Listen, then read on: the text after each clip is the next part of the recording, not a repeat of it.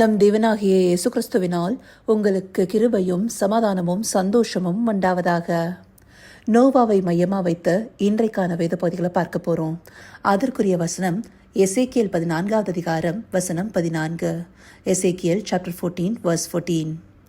அப்பொழுது நோவா, தானியேல், யோபு ஆகிய இம்மூன்று புருஷரும் அதன் நடுவில் இருந்தாலும் அவர்கள் தங்கள் நீதியினால் தங்கள் ஆத்துமாக்களை மாத்திரம் தப்புவிப்பார்கள் என்று கர்த்தராகிய ஆண்டவர் சொல்லுகிறார். இந்த வசனத்துடைய பின்னணியை முதலாவதாக பார்க்கலாம். இஸ்ரவேல் ஜனங்கள் தேவனை விட்டு வழிவிலகி தேவனுக்கு பிரியமில்லாத நரகலான விக்கிரகங்களை பின்பற்றாங்க. அவங்க தேவனுக்கு அருவருப்பான காரியங்களை செஞ்சு தேவனுக்கே துரோகம் பண்ணுகிறவர்களாக இருக்கிறாங்க. அதனால எசேக்கியேலுக்கு கர்த்தருடைய வார்த்தை உண்டாகி இஸ்ரவேல் தேசத்தை பாலாக்குவேங்கிறத சொல்றாரு. அதுலயும் குறிப்பா நாம் எடுத்துக்கொண்ட பிரதான வசனத்திற்கு முன்பாக இருக்கிற 13வது வசனத்துல, மனுபுத்திரனே, ஒரு தேசம் எனக்கு விரோதமாய் துரோகம் பண்ணி கொண்டே இருந்து பாவம் செய்தால் நான் அதற்கு விரோதமாக என் கையை நீட்டி அதில் அப்பம் என்னும் ஆதரவு கோலை முறித்து மனுஷரையும் மிருகங்களையும் அதில் ஈராதபடிக்கு நாசம் பண்ணுவேன். இந்த வசனத்தில் சொல்லப்பட்டபடி ஒரு தேசம் தேவனுக்கு விரோதமாக துரோகம் பண்ணும்போது தேவன் அந்த தேசத்தை எப்படி அழித்து போடுவேங்கிறத சொல்றாரு. அப்படி அழித்து போடும்போது அதற்கு மத்தியில நோவா, தானியேல், யோபு ஆகிய 3 புருஷர்கள் இருந்தாலும் அவங்க தங்களுடைய நீதினால தங்களுடைய ஆத்துமாக்களை மாத்திரம்தான் தப்பு வைப்பார்களே அல்லாம வேற யாரையும் தப்பு வைக்க முடியாதுன்றத ஆண்டவர் சொல்றாரு. இந்த வார்த்தைகளை ஆண்டவர் மறுபடியும் இந்த பகுதியில் சொல்றதை நம்மளால பார்க்க முடியுது. அதுலயும் 20வது வசனத்துல தெளிவும் திருத்தமா நோவாவும் தானியேலும் யோபும் அது நடுவில் இருந்தாலும் அவங்க தங்களுடைய நீதினால தங்களுடைய ஆத்துமாக்களை மாத்திரம் தப்புவிப்பார்களே அல்லாம குமாரரையாகிலும் குமாரத்திகளையாகிலும் தப்புவிக்க மாட்டார்கள்னு சொல்லி தேவன் சொல்றாரு. இங்க குமாரரையும் குமாரத்திகளையும் தப்புவித்தது யாரு? நோவா. அவர் தேவனுடைய கண்களில் கிருபை பெற்று நீதிமானாக இருந்ததுனால அவரை தேவன் ரட்சிக்க விரும்பினாரு. ஆனா நோவாவோ தன்னுடைய குடும்பத்தை ரட்சிப்பதற்காக பேலையை கட்டினார்னு சொல்லிட்டு எபிரேயர் 11வது அதிகாரம் 7வது வசனத்துல வாசிக்கிறோம். இந்தபடியா அவர் தன்னுடைய விசுவாசத்தினால் உண்டான தேவன் நீதியை காத்துக்கொண்டு அந்த நீதியினால தன்னுடைய குடும்பத்தாரையும் அந்த பேலைக்குள்ளார ரட்சிப்பதற்கு வழிவகை செய்யறாரு. இப்படியாக ஒரு நியாய தீர்ப்புல தன்னுடைய ஆத்மாவை மாத்திரமல்லாம தன்னுடைய குடும்பத்தாரையும் காப்பாற்றுகிறவராக நோவா இருக்கிறாரு. அதே போலதான் தானியேலும் சிறைப்பட்டு போன தேசத்துல இருக்கும்போது தன்னுடைய மக்களுக்காக அழுது புலம்பி தேவனை நோக்கி பார்த்து மன்றாடி ஜெபிக்கிறாரு. அப்படியாக அவர் பரிந்து பேசுகிற ஜெபத்தினால அவருடைய ஜனத்தாருக்கும் ரட்சிப்பை கேட்கிறாரு. அதே போலதான் யோபுவும் தன்னுடைய நண்பர்களுக்காக பரிந்து பேசும்போது தேவன் அவர்களை மன்னிக்கிறாரு. இந்தபடியாக இந்த 3 புருஷர்களும் அவர்களுடைய அவர்களோடு இருந்தவர்களையும் தப்புவிக்க வல்லவர்களாக இருந்தாங்க. ஆனா இந்தபடியா தங்களுடைய நீதியின் மூலமாக மற்றவர்களையும் ரட்சிப்பது எப்பொழுதுமே கூடாத காரியமா இருக்குதுங்கிறதையே நாம பார்த்த பிரதான வசனம் மையப்படுத்துது. அந்தபடியா ஒரு தேசம் முழுவதும் பாலாக்கும் அருவருப்புகள் வந்து தேவனுக்கு விரோதமாக துரோகம் பண்ணும்போது அந்த இடத்துல தேவனை விசுவாசித்து தங்களுடைய நீதியை காத்துக்கொள்கிறவர்கள் மாத்திரமே தப்புவிக்கப்படுவாங்க. இது எதனால? அக்கிரமம் பெருகி போய் தேசமே பாழாக்குகிற அருவருப்புக்கு பின்னால போனதுனால. அந்த இடத்துல இந்த 3 புருஷர்கள் இருந்தாலும் கூட அவர்களுடைய நீதியே அவர்களை தப்புவிக்கும்னு சொல்லப்பட்டிருக்கு. அவர்களுடைய நீதின்னு சொல்லப்படும் போது அது நிச்சயமாக சுயநீதியை குறிக்கிறதாக இல்ல. சுயநீதி எப்போதுமே தன்னை சார்ந்ததாக தற்பெருமையை பறைசாற்றக்கூடியதாக இருக்கு. அப்போ இங்க சொல்லப்படுகிற நீதி விசுவாசத்தினால உண்டாகும் தேவ நீதியாகவே இருக்கு. அந்தபடியான விசுவாசத்தின் மூலமாகவே தங்களுடைய ஆத்துமாக்களை அழிவிலிருந்து தப்புவித்துக் கொள்ள முடியுங்கிறத இந்த பகுதி தெளிவுபடுத்துது.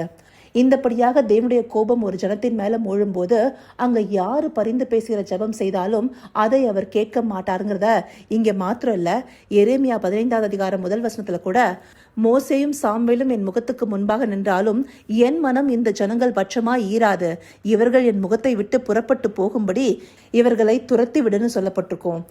இப்படியாக தேவன் எந்த விதத்திலையும் ஏற்றுக்கொள்ளாதபடி மனக்கடினம் உண்டாயிருக்கும் போது அங்க யாரும் ரட்சிப்பு பெற முடியாது.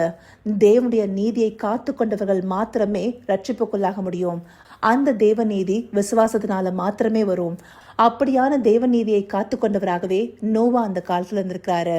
அவர் அந்த நீதியை தன்னுடைய குடும்பத்திற்குள்ளேயும் கொண்டு வந்ததுனால்தான் அவருடைய குடும்பத்தாரும் அவருடைய வார்த்தைக்கு கீழ்ப்படிந்து அவருடைய கூட பேழையில காக்கப்பட்டாங்க.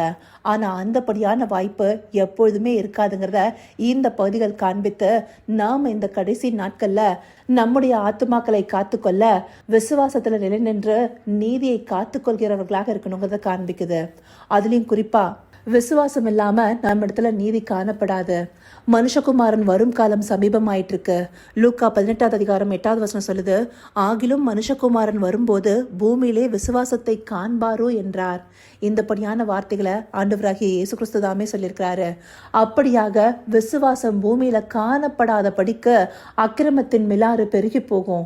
அது மாத்திரம் இல்லாம 2 தெசலோனிக்கேயர் 2:3 கூட விசுவாச துரோகம் முந்தி நேரிட்டுன்னு சொல்லப்பட்டிருக்கும் இல்லையா? அப்படியாக ஆண்டவருடைய வருகைக்கு முன்பாக விசுவாச துரோகம் நேரிடுவதாக இருக்கும். விசுவாச துரோகத்தை விசுவாச பிள்ளைகளே செய்ய முடியும். தேவனை அறியாத ஜனங்களோ அவரை விசுவாசிக்கவே இல்லை. அப்ப எப்படி விசுவாச துரோகம் செய்ய முடியும்? அந்தபடியாக விசுவாச துரோகம் நேரிடுகிற காலத்துக்குள்ளார நாம போயிட்டு இருக்கோம். அப்படியாக நேரிடும் போது எப்படி நம்முடைய நீதியை காத்து கொள்ள முடியும்? விசுவாசத்தினால உண்டாகும் தேவ நீதினால்தான் அன்றைக்கு நோவா பேழைக்குள்ளார காக்கப்பட்டாரு. அவருடைய நீதி அன்றைக்கு அவரையும் அவருடைய குடும்பத்தாரையும் ரட்சித்திருக்கலாம். ஆனா அந்தபடியா நாமும் நம்முடைய குடும்பத்தாரையோ நம்மை சேர்ந்தவர்களையோ அந்த ரட்சிப்புக்குள்ளாக்க முடியாத படிக்க, அவர்களுக்குள்ளார விசுவாச துரோகம் நேரிடாத படிக்க நாம தேவனை நோக்கி இந்த நாட்கள்ல பார்க்க வேண்டியது அவசியமா இருக்கு. இப்படிப்பட்ட நாட்கள் இந்த கடைசி காலத்துல வரும். அதற்கு நம்முடைய ஆத்துமாவை தப்புவித்து இப்படிப்பட்ட விசுவாச துரோகம் நேரிடாத படிக்க தேவன் நம்மையும் நம்முடைய குடும்பத்தாரையும் நம்மை சேர்ந்த எல்லாரையும் காத்துக்கொள்ள அவரை நோக்கி பார்ப்பவர்களாக இருக்கணும். இதை நாம் அறிந்து கொண்டு செயல்படுவதற்காகவே இந்த பகுதிகள் நமக்கு காண்பிக்கப்பட்டிருக்கு. இதை உணர்வுள்ள இருதயத்தோடு பார்த்து தேவனை விசுவாசித்து நீதியை காத்து கொண்டு நியாய தீர்ப்பிலிருந்து ரட்சிக்கப்பட அவரை நோக்கி பார்ப்போமா? கர்த்தாவே, தேவாதி தேவனே, உமக்கே இந்த வேலையில நன்றி செலுத்துகிறோம் ராஜா. அப்பா, ஒரு தேசம் பாலாக்கிற அருவருப்புகளுக்கு பின்பாக போகும்போது நோவா, தானியேல், யோபு போன்றவர்கள் தங்களுடைய நீதினாலே தப்புவிக்கப்படுவது போல இந்த கடைசி நாட்கள்லையும் எங்களுடைய விசுவாசத்தை காத்து கொண்ட நீர் வரும் வேளையில எங்கள் நீதியை காத்து கொண்டால் மாத்திரமே தப்புவிக்கப்படுவோங்கிறத இந்த பகுதிகள் மூலமா எங்களுக்கு காண்பிச்சிருக்கீங்க தகப்பனே. அந்தபடியாக எங்கள் விசுவாசத்தை காத்துக்கொள்பவர்களாக நாங்கள் இருக்கணும் தகப்பனே. ஆம் ராஜா, இந்த கடைசி நாட்கள்ல விசுவாச துரோகம் முந்தி நேரிட்டு கேட்டின் மனுஷனாகிய பாவ மனுஷன் வெளிப்படும் போது உம்முடைய நாள் வரும்னு சொல்லப்பட்டிருக்கு தகப்பனே. அப்படியான நாட்கள்ல நீர் வரும்போது நாங்கள் விசுவாசத்தை காத்து கொண்டவர்களாக நிற்கணும் ராஜா. அப்படியாக எங்கள் ஆவி, ஆத்மா, சரீரத்தை கரைத்திரை இல்லாமல் காத்து கொண்டு உம்மோடு சேர்த்து கொள்ளப்பட தேவரீர் எங்களுக்கு தயவு பாராட்டி அருளுங்க. அப்படியே நீங்க அருளி செய்ய போகிற கிருபைக்காய் நன்றி. சகலவித துதி, மகிமை, கனம் யாவும் ஒருவருக்கே செலுத்துகிறோம். இயேசு கிறிஸ்துவின் மூலமாய் வேண்டிக் கொள்கிறேன் பிதாவே. ஆமேன், ஆமேன்.